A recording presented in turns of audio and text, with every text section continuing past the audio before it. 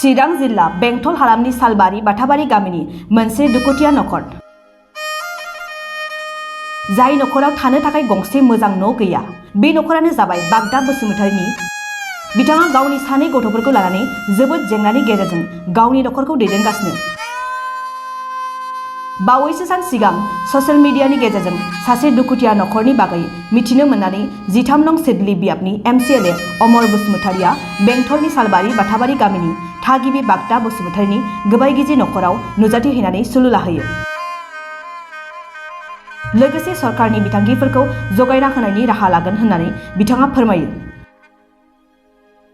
गुबुन फारसेथिं सानै गथ'नि बिफा बिसि रुंसारि जालांनायनि उनाव हाजिरा मुजिरा मावनानै सानै गथ'फोरखौ खस्थ'नि गेजेरजों खांबोनाय बागदा बसुमतारीया MCLA अमर बसुमतारीनि हेफाजाब मोननो हानानै गोजोननाय फोरमायो।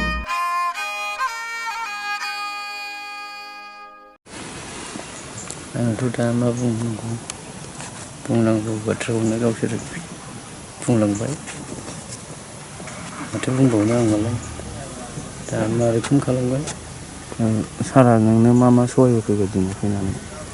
खम्बल लाबोदों, ओमफ्राय जाग्रा लोंग्रा एसे लाबोदों, ओमफ्राय नै दाख्लै दैज्लां बोथोराव खनसे बिदिनो थाव संख्रि बानलु लाबोनाय जाबाय।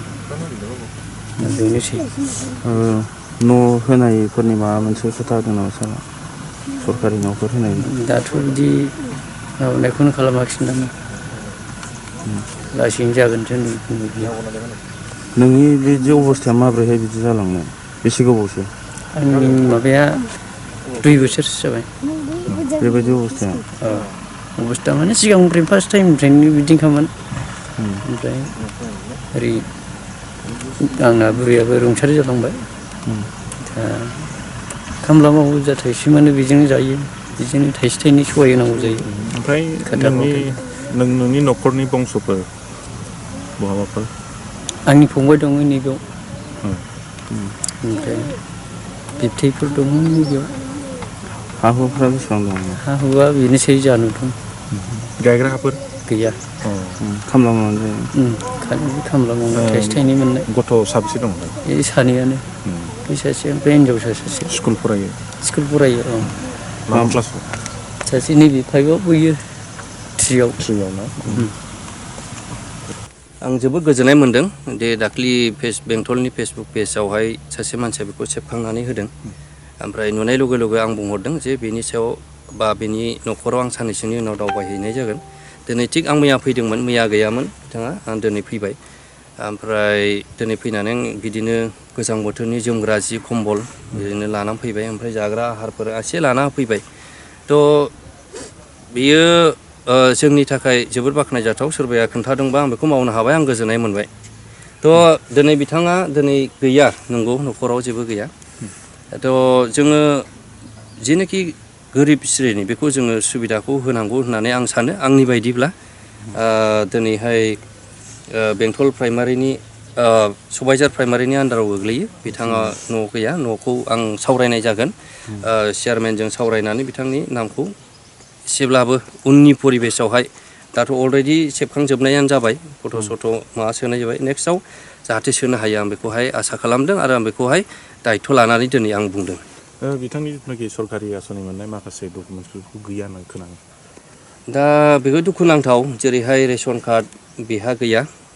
बेफोरबो माखासे जाहोनफोर थानो हागौ, बेखौ जों थरलि रायज्लायनानैसो जों मिथिगोन। आरो बिथांनि जेनोखि माखासे डकुमेन्टसफोर बेखौ दिनै बानायाखै। जोंनि गामि ओनसोलाव दाबो बेफोरखौ बानायनायबो जायाखै। खारन जोंनि माखासे प्रब्लेम दङ। बे प्रब्लेमा मा? बै जायफोरा आधार कार्ड लिंक खुलिग्रा, मा होनोमोनलाय बेखौ, बे मोनसे सेन्टारा मोनसे खामल' थायो, बिराद गिदिर गिदिर एरिया। ओमफ्राय जोंना खामानि मावनायजोंनो जों गोदोनानै थायो गामिनि मानसिफ्रा। ओमफ्राय बेखौ दाबो प्रत्येक न'खरावनो सोरनावबा आधार गैया, सोरनावबा पेन कार्ड गैया। खार'ना जों बै माखासे फेसिलिटिफोरखौ जों दाबो जायगा सेन्टारखौ जों होनो हायाखै। दा बेनि थाखाय गोनांथि बाल'सो जोङो थांब्रबनानै खुलिहैयो, दाबो अनेकथा दं।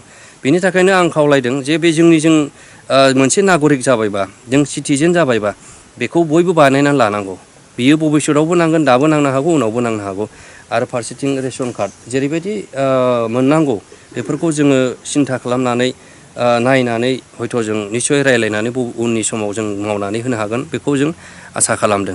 निस्सय जोंनि ओनसोलाव गोबां जायगायावनो दङ अखल बे दिनै मिडियानि थाखायल' नङा खारन बेखौहाय मैया दाखालि सेबखांना होदों आं मिथिदों बेनि थाखाय आं फेसबुक आंनि माबायाव डाइरेक्टलि आं हरफिनदों जे आं बेखौ एसेब्लाबो आंनि केपासिटियै आं जेसेबां हाथावथाव आं बेखौ अंख खालामनानै डाइरेक्टलि आं बेखौ फिननाय हरदों ओमफ्राय बेनिखायनो आं दिनै फैदों नंगौ जोंनि समाजाव गोबां दङ बेबायदि न'खर जोंनावहाय गोबां दङ दा बे हिसाबै जोङो बेखौ गासैखौबो जोङो सेबखांजोबनो हायाबो जानो हागौ सोरबाया फकासाव फैया सोरबाया फैगोन सोरबाया मोनदों सरखारनि आसुनि सोरबा मोनाखै दा बेफोरखौ जोङो नायबिजिरना नागिरबाय थानोबो जोंहा माब्लाबा समा जोंखौ थिना थिग बेबायदिनो फेसबुक पेजाव फैबाय दिनै मोनथिबाय थ' आं दाखालिनो जेरैहाय प्रमद बर' चिफ सारनि जेनाखि आसनि रिच टु आनरिच बेयावहाय सासे मानसिया फेसबुकाव डाइरेक्टलि आंखौ बुंहरनाय हिसाबै आं एन्सार हरबाय फै नोंथांमोना लांफै डाइरेक्टलि आं बेखौ खामानिखौ मावनाय जादों खारन जि खबरखौ मोनो आं बेखौ इमिडियेट एक्सन लायो थ' दाखालिबो लाबाय आरो दिनैबो आं लादों मैयाबो फैदोंमोन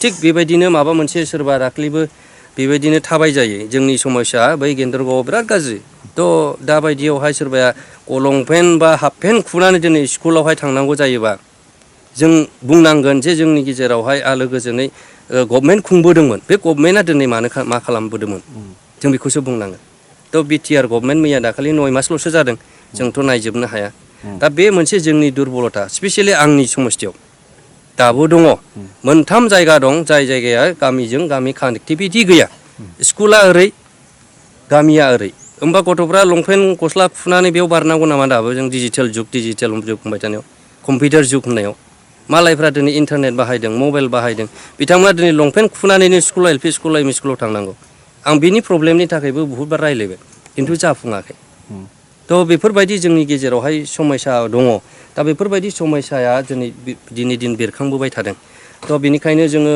हानायमानि जोंनि दानि गभमेन्टनिफ्राय लानानै जोङो खामानिखौ जोङो मावलांनायनि आं मोनसे सिमां नुदों आरो जोंनि ओनसोलाव बयबो ग्रें मोजाङै मिलिजुलि जोङो थानायखौ जों लुबैदों खारन बयनिबो सापर्ट नांगौ बयनिबो जोंनो अनसायनाय नांगौ दा बेफोरबायदि गोरिब थाखोआ गोबां दङ दा बेफोरखौ जोङो नायनानै जेरैहाय दाखालि माखासे आसनिफोरखौ जोङो हैखादों जेरावहाय रिच टु आनरिचआव गोबां ओरैहाय आं हैनाय जादों थ' बेयावबो आं माखासेखौ बिदिनो पिकआप खालामनानै माने होथावनाय गारजेन गैथारै सोरबा दङ बेफोराव आं होनाय जादों थ' बेबायदिनो जोङो बेखौ नायै जोङो टाइम बायदियै जोङो मावलांनाय जाथों आरो बेफोरबायदि जुदि सुबिदा मोनोब्ला बेबायदिनो जोङो जयै आरोबाव माबा मोनसे जों सहाय होलायलायनो हायो नामा बे खाबुखौ मोन्थों आं बेखौ आसा खालामो।